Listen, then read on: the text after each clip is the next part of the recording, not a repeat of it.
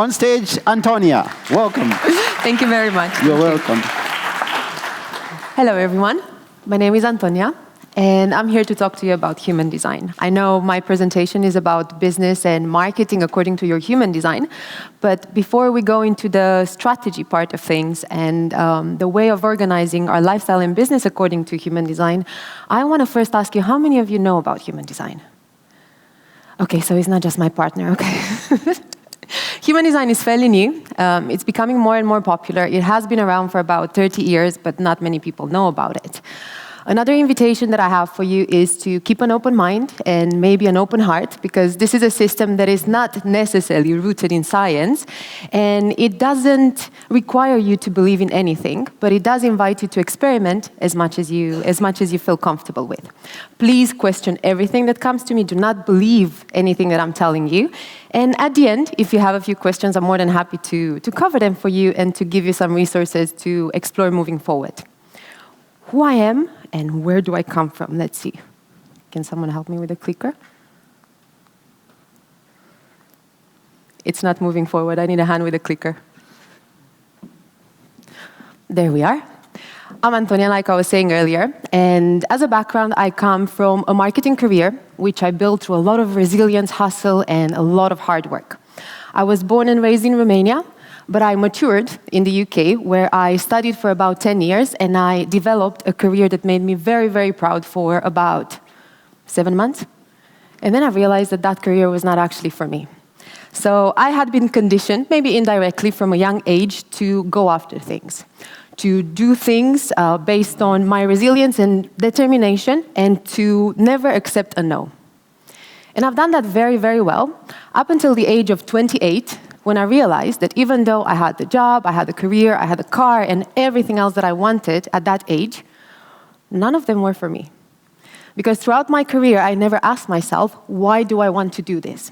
Why am I seeking this career? Why do I want the status? Why do I want the money, the freedom, everything else that comes with having a marketing career?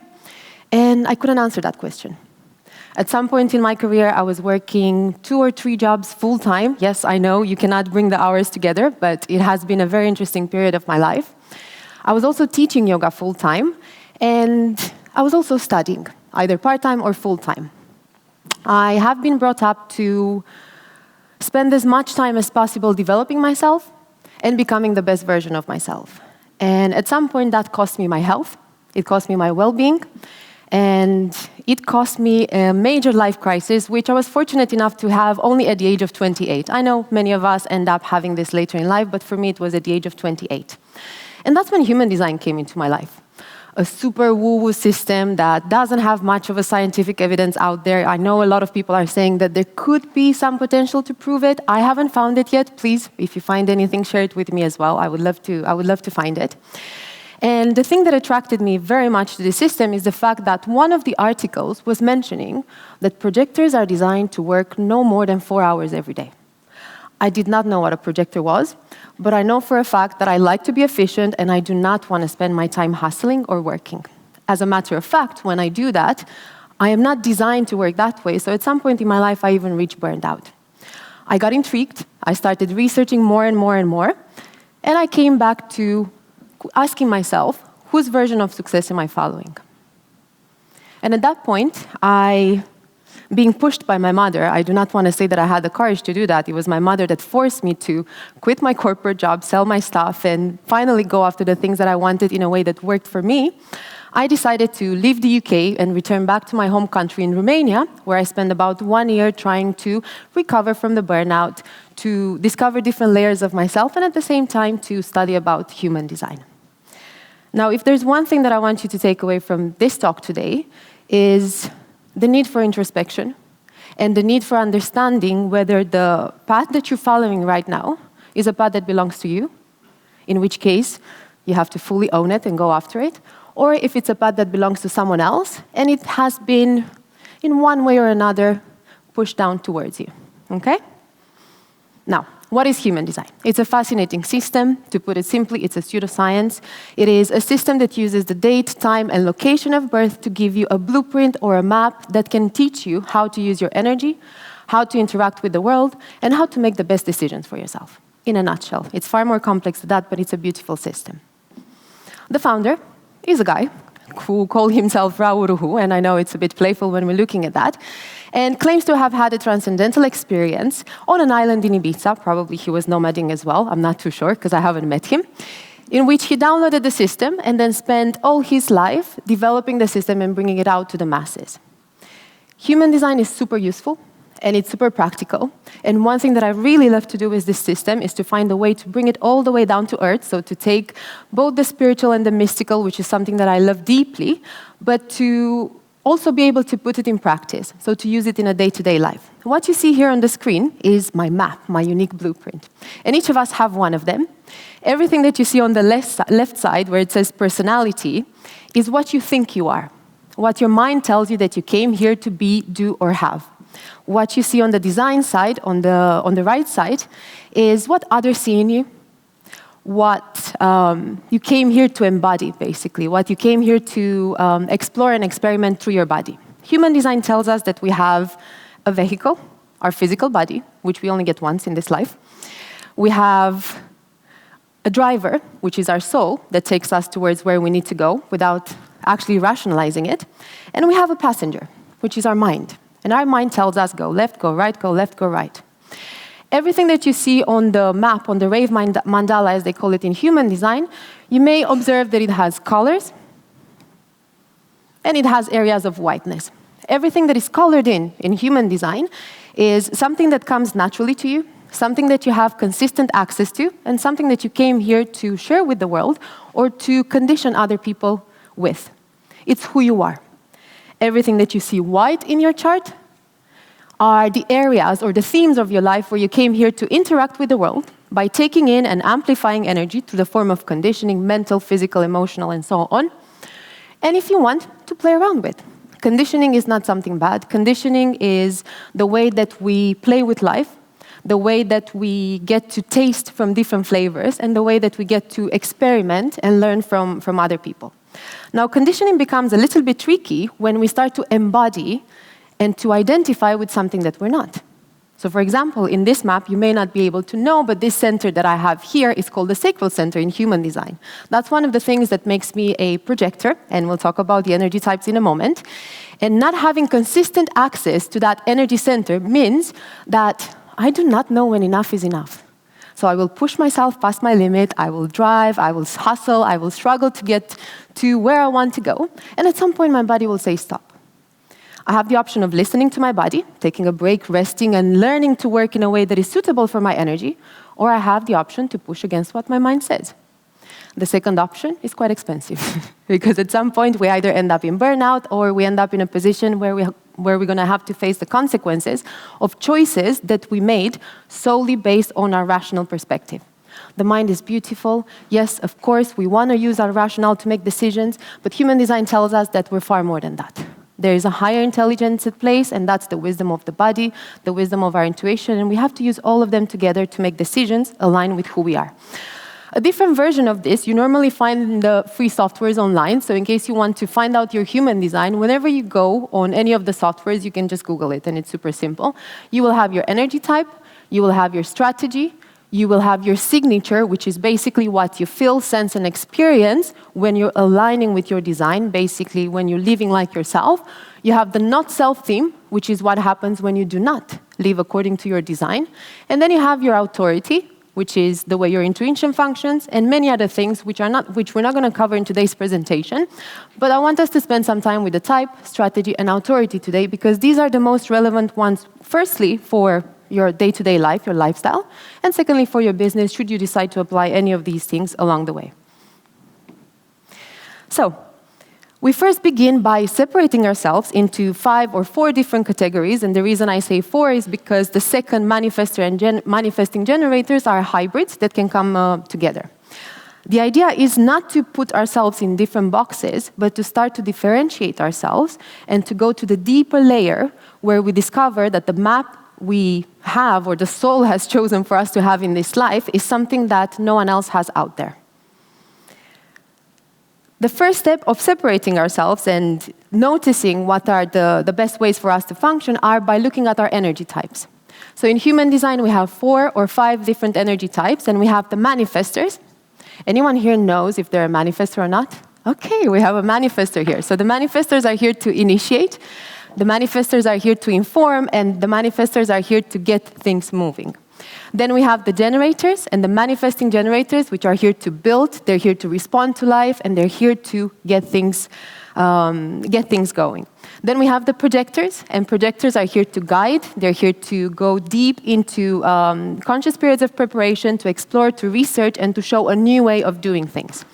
And then we have the reflectors, which represent just 1% of the population, and they're here to mirror back the health of the society, whether the society or the tribe or the community is going in the right direction or not.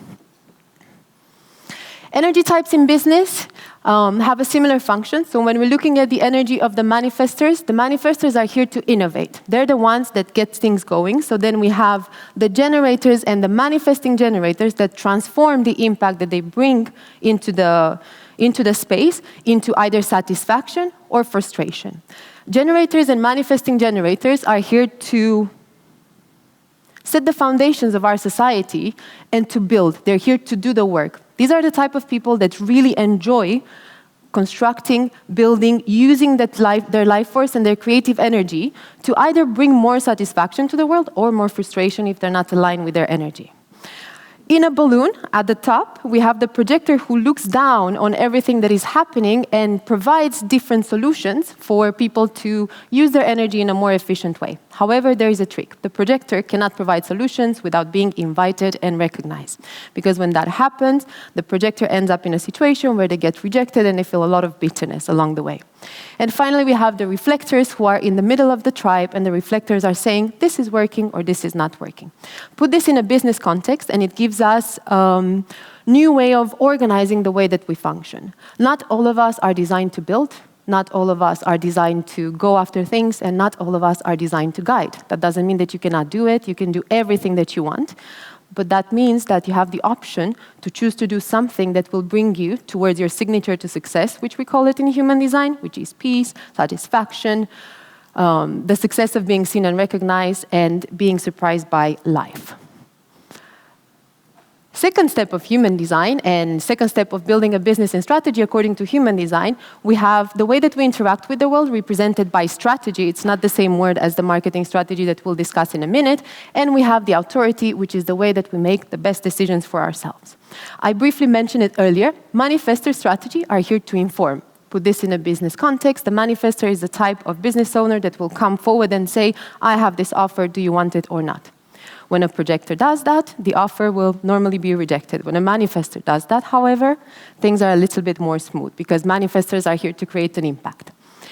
Projectors are here to be invited, so they're the type of people that embrace that curiosity. They spend a lot of time in conscious periods of preparation, and when they finish that, they've reached that mastering level, they come out in the world and they showcase without having an agenda, in this way attracting invitation and recognition from their audience. We have the generators and manifesting generators who get the wheels running by looking around them and noticing what comes into their experience so they can connect to their bodies and understand, I have energy for this, or on the contrary, I don't have energy for this. If they go for the first option, if they listen to the response from their body, they will experience a lot of satisfaction, a lot of joy and playfulness. On the latter, they'll experience a lot of frustration. And finally, we have the reflectors, which are here to wait a lunar cycle. Now, in business, when we're talking about projectors, they're the advisors here to lead, guide the process, keen insights, and they work best on a one-to-one basis. Not exclusively on a one-to-one basis, but that's where the biggest impact comes forward. Then we have the generators, so we have the builders, we have the Oprahs of the world, the ones that bring the energy and transform it into something joyful. We have the manifesting generators, which are the express builders. Similar to the generators, they do use their energy in response, but they tend to have a very versatile process, and they tend to skip a lot of steps, so they bring forth efficiency as well. We have the manifestors, which are here to innovate. So for example, if you think of Adele, she's a type of manifestor that comes into the world, launches an album, and then disappears for 7 years. That's how manifestors are, in a sense, designed to work. And then you have the reflectors, which, like I said, they're the ones that are here to evaluate. Now, when it comes to making decisions, a lot of us have been conditioned to make decisions solely based on our rational capacities. And it's wonderful. Yes, the mind is brilliant. It gathers a lot of information. It provides a lot of insight that we need, but human design tells us that there is a higher intelligence at play. And this is translated as an authority. So each of us has an inner compass, each of us has an inner guidance that functions in a different way to what we've been taught so far. So we have 7 different types of authorities or 7 different types of intuitions, and each of them has a different way of communicating with us. For example, splenic authority is the primal feeling that you feel in the moment that tells you whether you're in danger or not. This can be used in business as well. So, that sixth sense that a lot of people are talking about. I don't really know why I don't want this, but I know that it's not right for me. If you're not following that because your mind tells you, yes, but these are all the benefits that it could bring to surface, down the line, it may cause more harm than actually good. Then we have people with sacral authority, the second one over there. Sacral is all about being connected to the gut feeling. It's something that generators and manifesting generators have. And it's that signal from the body that tells you whether you have or you don't have energy to do something. Then we have emotional authority. Emotional authority is strongly related to the feelings, but these are the type of people that do not benefit from making decisions in the moment. They need to wait for clarity. They need to sleep on it. They need to gather more emotional information. They need to know how they feel about the same decision several times. Then we have the ego authority, and this is a very small percentage of people. They're the type of people who really have to follow their heart's desire, and I can answer more questions about this towards the end, because I'm conscious of the time. We have mental, self-projected, and lunar authority. What I'm trying to tell you is that, yes, we do have access to gut feeling, but not all of us and not consistently. We do have access to that instinct of survival, but not all of us and not consistently. Each of us are designed to function in a unique manner, and the more we understand what are our gifts, what are the tools that we came here to use throughout our life, the easier it is for us to fully embody who we are. One thing that we'll not cover in the presentation today, but I want to leave you with this, is that in the body graph, the map that you saw from the beginning, there are different areas that can tell you how do you process and find inspiration? How are you designed to communicate? How are you designed to process information at a mental level, so to conceptualize and come up with ideas? How do you find the direction, identity, or purpose in life? How do you connect to your instinct?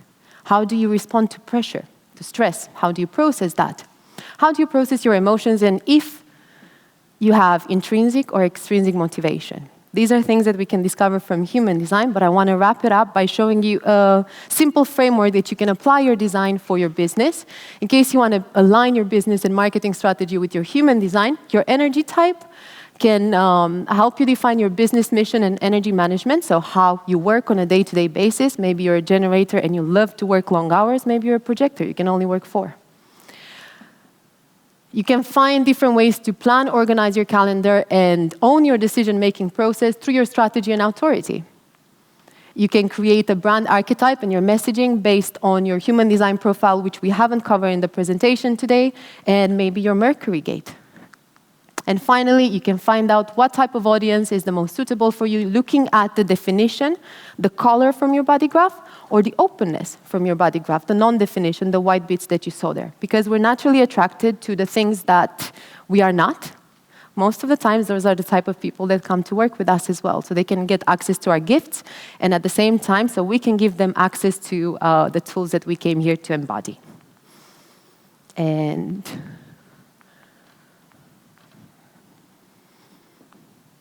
that was it for me. Thank you very much. You can find out more about human design on Human Design Lifestyle, which is the platform that I use on Instagram. And of course, if you have any questions, please.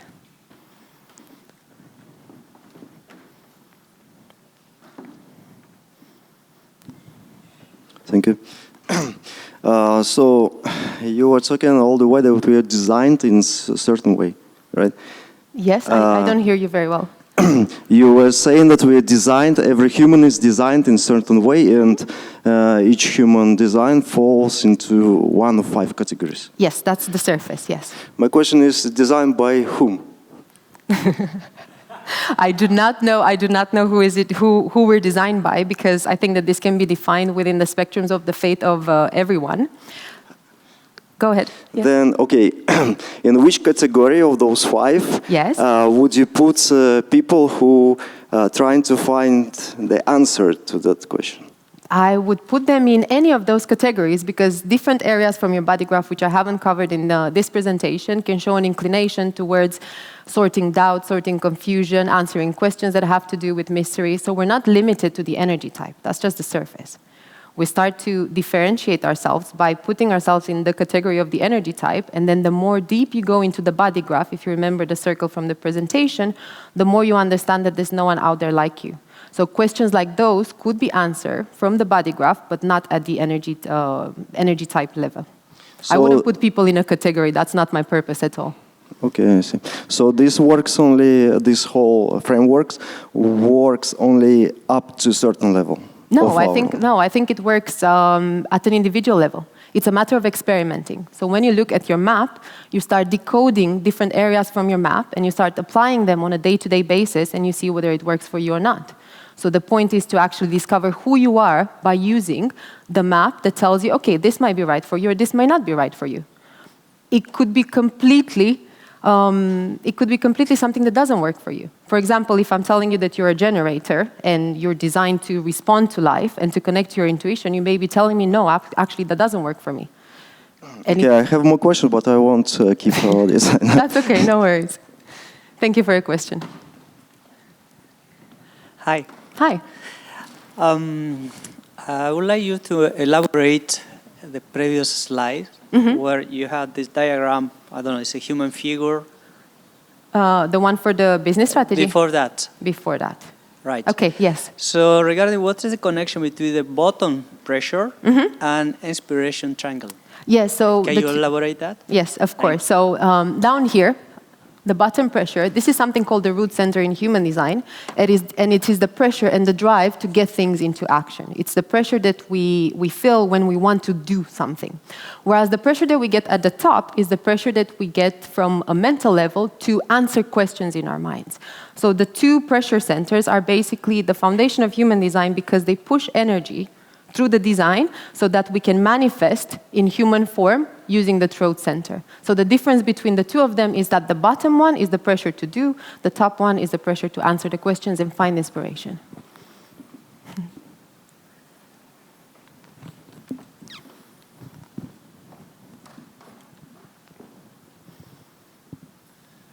Thank you for the nice presentation. It's you. the first time I hear about the human design. I wanted to ask you, there are a lot of different frameworks to classify people in terms of culture, in terms of, for example, the MBTI test, Hofstede, Trompenaars, if you look at them. My question would be, do you find them complementary to the human design? Do you use them yourself? Or do you find them that, how should I put it in the right words, that they're not needed or they're not as important as the human design? Sorry. I would never say they're not as important. Yes, I hear your question. Thank you for that. I also wouldn't say that I find them complementary necessary to human design because at this stage in my life, human design comes across as being incredibly complete because it gives you all the tools that you need uniquely designed for you. So it's not just the categories, projector, generator, so on and so forth. You have a unique map, which is normally decoded by a person who does human design readings, or you can decode it by yourself. But it gives so much information that, in my opinion, we do not necessarily require something else. That's not to say that other tools are not important or useful. Of course, I have used many of them throughout my life. But at this stage, human design for me is the most complete one. Thank you. My pleasure. Okay, one last question.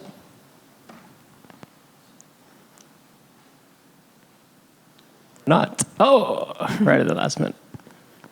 Right here, Simona. Hello, thank you so much for your presentation. My pleasure. I don't remember well what was the information needed to going on. And what about the Gemini? Tell me again. The twins. The Gemini, yes. So this is one of the questions that we get quite often, and I'll go back to one of the slides just so I can explain to you why. So in the beginning, yes, I did mention that we put ourselves in different categories. That's the first step of differentiation.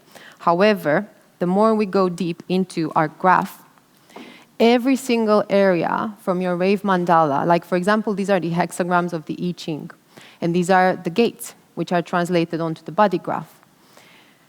Each area that you see here has about 1,080 possibilities. Multiply that by 180 gates, and when we get in the substructure level, there is a uniqueness in each and every one of us.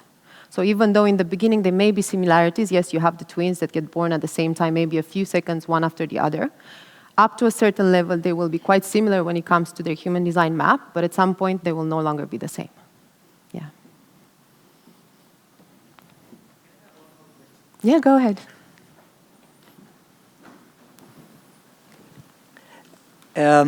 That's what you're talking. It was one of the first questions I remember now, because regarding to the gate and to the chin, there isn't any kind of relation, to the Taoist of the universal diagram. Not so much. The only reason I say that is because human design is a synthesis of different type of system. And that includes the I Ching from the East Asian, that includes the Hindu Brahman chakra system, that includes astrology as well, that includes the Kabbalah from the Jewish belief system. So it's a synthesis, meaning that they blend everything together, you know, like you have red and blue making purple. So it's no longer the same. It could have some associations with that as well, but it being a synthesis, it makes it something new.